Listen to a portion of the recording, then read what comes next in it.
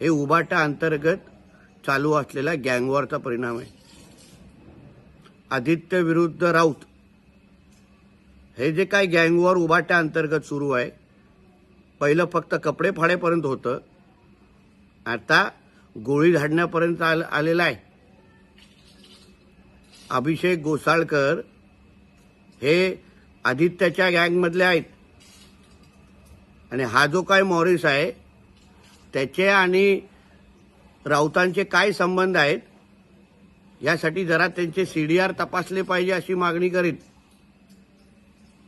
ज्या पद्धतीने राऊत तेजसला प्रमोट करतायत त्यामुळे हे गँगवॉर अजून कठोर आणि टोकाचं होत चाललेलं आहे। म्हणून या निमित्त मी मागणी करीन, हा जो कोण मॉरिस आहे त्याचा उद्धव ठाकरे, राऊत